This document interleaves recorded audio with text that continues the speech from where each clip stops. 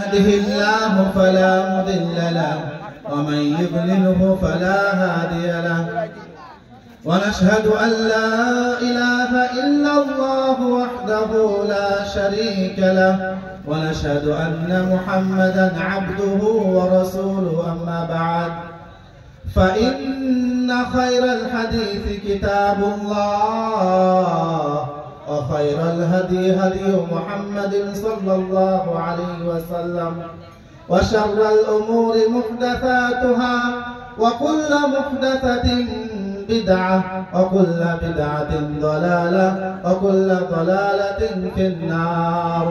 فقد قال الله تبارك وتعالى في القرآن المجيد والفرقان الحميد. فأعوذ بالله من الشيطان الرجيم. بسم الله الرحمن الرحيم.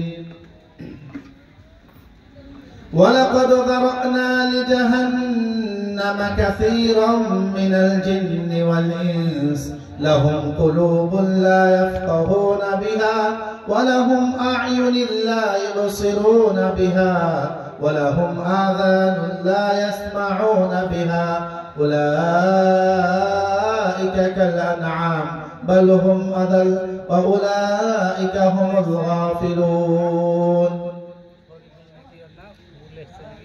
সমস্ত প্রশংসা সমস্ত গুণগান সেই মহান রব্বুল আলামিনের জন্য, যিনি আমাদেরকে সৃষ্টি জগতের মধ্যে শ্রেষ্ঠ করে সৃষ্টি করেছেন। আল্লাহ রাব্বুল আলামিন দুনিয়াতে অনেক মাখলুক সৃষ্টি করেছেন এবং মাখলুকের মধ্যে আল্লাহ রাব্বুল আলামিন মানব জাতিকে সর্বশ্রেষ্ঠ করেছেন। আর আমরা হচ্ছে সেই মানব জাতি। শুধু তাই নয়, আল্লাহ রাব্বুল আলামিন দুনিয়াতে অনেক মানুষ সৃষ্টি করেছেন। বর্তমানে 850 কোটি মতো মানুষ রয়েছে এবং মানুষের মধ্যে অনেক ধর্ম, অনেক বর্ণ, অনেক পথ মতভেদ সব রয়েছে।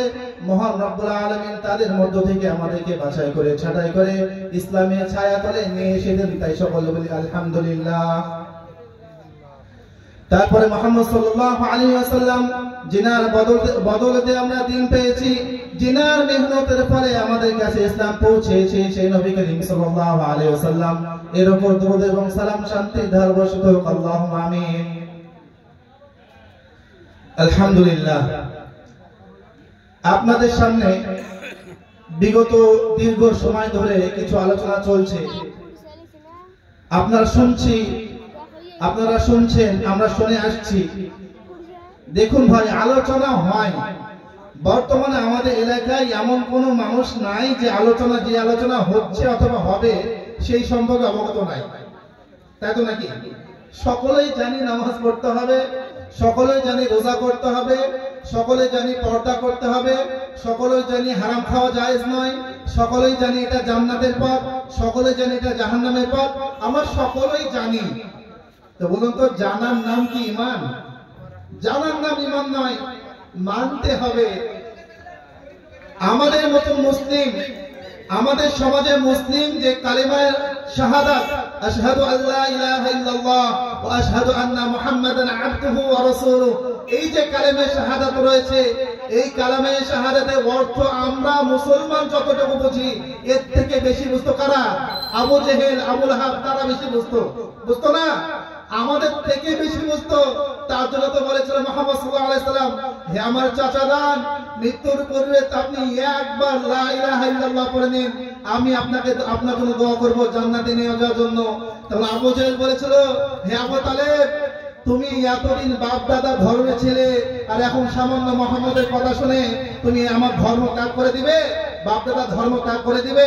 এই কারণে তাকে কালিমা শাহাদাত পড়তে দেয়নি, কারণ তারা কালিমা শাহাদাতের মর্ম বুঝতো, অর্থ জানতো। আর আমরা মুসলিম, হতভাগা মুসলিম, অর্থ তো জানি আশহাদু আল্লা ইলাহা ইল্লাল্লাহ, অর্থ হচ্ছে এটা, আমি সাক্ষ্য দিচ্ছি আল্লাহ এক এবং একক, ওয়া আশহাদু আন্না মুহাম্মাদান আবদুহু ওয়া রাসূলুহু, আমি আরো সাক্ষ্য দিচ্ছি যে মুহাম্মদ সাল্লাল্লাহু আলাইহি সাল্লামে আল্লাহর রাসূল এবং বান্দা। আমরা সকলেই জানি, কিন্তু এটা বাস্তবায়িত যখন করব, আমরা কাজে পরিণত আমরা করতে পারি না। এটাই সবথেকে আমাদের কমজোরি। জানি সবই, মানতে পারি না। তো মানতে হবে। আপনাদের সামনে অনেক আলোচনা শুনলেন, আপনারা অনেক কথা শুনলেন, আপনাদের সামনে আমি কিছু কথা বলবো। আমার তৌফিক ইল্লা বিল্লাহ। দুনিয়াতে আমরা এসেছি, আল্লাহ রাব্বুল আলামিন দুনিয়াতে আমাদের পাঠিয়েছেন কেন জানেন? প্রতিটা কাজে একটা উদ্দেশ্য থাকে। উদ্দেশ্যবিহীন কাজ আপনার বেফল। যেই মানুষটা উদ্দেশ্য ছাড়া কোনো কাজ করবে মানুষটাকে পাগল বলে। কি বলে? পাগল বলে। আপনি এখানে এসেছেন, আপনার হয়তো উদ্দেশ্য এটা যে এখানে কিছু ভালো কথা শুনবো তাই। আপনার সন্তান চাকরি করছে স্কুলে, এই কারণে যে কিছু টাকা বেতন পাবো ভালো, তার জন্য চাকরি করছে। আপনি মাঠে খাটছেন এই কারণে যে মাঠে খেটে কিছু আপনার ফসল উৎপাদন হবে, তার থেকে কিছু টাকা পয়সা পাবো, আমি আমার সংসার চালাবো তার জন্য। প্রতিটা ব্যক্তির একটা উদ্দেশ্য রয়েছে। তো আল্লাহ রাব্বুল আলামিন যে আমাদেরকে সৃষ্টি করেছেন, মানুষকে দুনিয়াতে পাঠিয়েছেন, তার উদ্দেশ্য কি জানেন? আল্লাহ তাআলা সূরা জারিয়াতের মধ্যে বলেন, ওমা খালাকতুল জিন্না ওয়াল ইনসা ইল্লা লিয়াবুদুন। আমি মানব এবং জিন জাতিকে সৃষ্টি করেছি, আমার একমাত্র উদ্দেশ্য হচ্ছে তারা যেন আমারই ইবাদত করে। আল্লাহ রাব্বুল আলামিন তিনার ইবাদত করার জন্যই আমাদের সৃষ্টি করেছেন। এবার দেখুন, সকল কাজই ইবাদত হবে। আপনি ঘুমাচ্ছেন, আপনার ঘুমটাও ইবাদত হবে। ঘুমের পূর্বে দোয়া পড়েন, আল্লাহুম্মা বিসমিকা আমুতু ওয়া আহইয়া। এই দোয়াটা যদি আপনি পড়ে দেন, ঘুমটাও আপনার জন্য ইবাদত।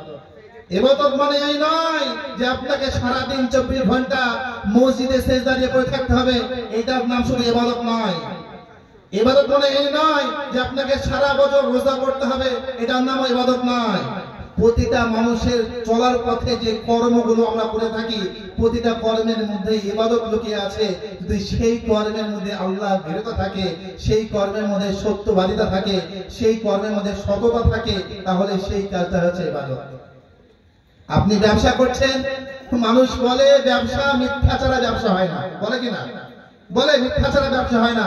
আল্লাহর কসম খেয়ে বলছি, আপনি যতই ভালো ব্যবসা করেন না কেন, আপনি 5 ওয়াক্ত নামাজি, আপনি ভালো মুসল্লি, আপনি হাজী সাহেব হজ করে এসেছেন, আপনার বাড়ি সবাই পর্দা করে, আপনি তাহাজ্জুদের নামাজ পড়েন, আর ব্যবসায় আপনি সামান্য একটা মিথ্যা কথা বলেন, আপনার সমস্ত ইবাদত বাতিল, সমস্ত আমল বাতিল আপনার। কেন?